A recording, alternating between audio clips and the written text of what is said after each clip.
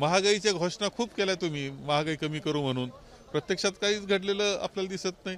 एकंदर घोषणाबाजी करणं आणि त्याच्यातून लोकांची दिशाभूल करणं आणि मूळ विषयापासून बाजूला नेणं ही कार्यपद्धती भारतीय जनता पक्षाची राहिलेली आहे. क्रिकेट विश्वचषक स्पर्धेमध्ये फायनलपर्यंत भारताने सलग सामने जिंकले होते, मात्र फायनल सामन्यामध्ये भारताचा पराभव झाला आणि त्यालाच घेऊन काँग्रेसने एक होर्डिंग इथे तयार केलेला आहे. आपण बघू शकतो की 4 राज्याच्या ज्या निवडणुका झाल्या त्यामध्ये काँग्रेसचा जो पराभव झाला त्यावर काँग्रेसने होर्डिंगच्या माध्यमातून भाजपला डिवचलेला आहे की सेमी फायनलपर्यंत तुम्ही जिंकले पण फायनल आम्ही जिंकू.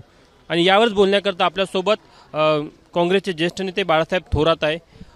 फायनल सामना म्हणजे लोकसभेची निवडणूक असं गृहीत धरून आपण या होर्डिंगचं जर बघितलं तर काय तयारी आहे आणि सेमीफायनलपर्यंत तुम्ही जे सामने हरत आले एक प्रकारे त्याचे काय कारण वाटत तुम्हाला? ठीक आहे, या राज्यांच्या निवडणुका झाल्या, आम्हाला पराभव पत्करावा लागत असला तरी आकडेवारी आपण पाहिल्यानंतर लक्षात येतं की काँग्रेस हा फार मोठ्या फरकाने झालेला नाही. एखादी 2% फरक आहे.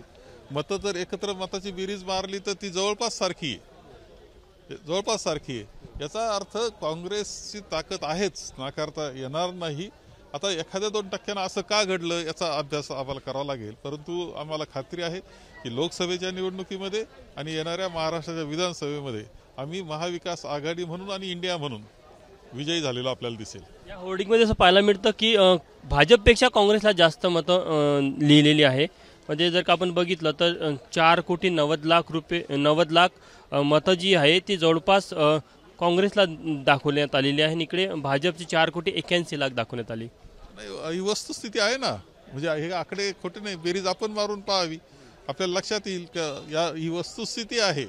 फक्त जे राज्यात 1-2% फरक आहे त्याच्यातून आम्हाला पराभूत व्हावं लागलेलं असलं तरी आमची ताकद ही मोठी आहे, ही नाकारता येत नाही. जनता आमच्या बरोबर आहे आणि पुढं लोकसभेत आणि विधानसभेत आपल्याला हे निदर्शनाला येईल. पण आतापर्यंत जर आपण बघितलं तर जी तयारी सेमीफायनलपर्यंत जी पाहायला मिळाली, फायनलसाठी तशी तयारी दिसत नाही काँग्रेसची, कारण की ज्या प्रकारे भाजप फील्डवर काम करताना दिसते, काँग्रेसची तयारी त्या मानाने खूपच कमी दिसत आहे. नाही, तसं नाही. आता ही लढाई जी चाललेली आहे तिच्यामध्ये काँग्रेस म्हणून शेवटी असं की बेरोजगार जो आहे, तुम्ही आश्वासनं बेरोजगाराकरता खूप दिले, मात्र पाळलं एक नाही भारतीय जनता पक्षानं आणि केंद्र सरकारमध्ये आणि राज्यामध्ये असलेल्या भाजपच्या सरकारांनी. शेवटी हा बेरोजगार तरुण आहे तो नाराज झालेला आहे. महागाईच्या घोषणा खूप केल्या तुम्ही, महागाई कमी करू म्हणून. प्रत्यक्षात काहीच घडलेलं आपल्याला दिसत नाही. एकंदर घोषणाबाजी करणं आणि त्याच्यातून लोकांची दिशाभूल करणं आणि मूळ विषयापासून बाजूला नेणं ही कार्यपद्धती भारतीय जनता पक्षाची राहिलेली आहे.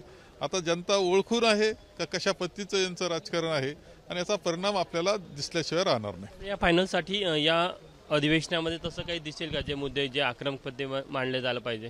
नाही, आमची जबाबदारी विरोधी पक्ष म्हणून आहे ती आम्ही पूर्णपणे पार पाडू. जनतेचे जे प्रश्न आहे ते प्रश्नावर आम्ही सरकारला भाग पाडू त्याच्या बाबतीत निर्णय घेण्याकरता.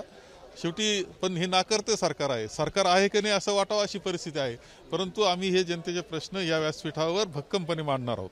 शेवटला प्रश्न, परत एकदा म्हणजे क्रिकेटवरनं राजकारण होताना दिसतं. भारताचा फायनलमध्ये पराभव झाला पण ती संधी देखील काँग्रेसने सोडली नाही की फायनलमध्ये आम्ही जिंकू. फायनलमध्ये आम्ही जिंकणारच आहोत, प्रश्नच नाही. आपल्याला लोकसभेत दिसेल आणि महाराष्ट्र राज्याच्या विधानसभेच्या निवडणुकीमध्ये दिसेल की तुम्हाला इंडिया विजयी झालेली दिसेल आणि आघाडी विजयी झालेली दिसेल. तर हे होते बाळासाहेब थोरात, काँग्रेसचे ज्येष्ठ नेते. कॅमेरामॅन व्यंकटेश नायडूसह तुषार कोहळे, ABP माझा, नागपूर. ABP माझा, उघडा डोळे बघा नीट.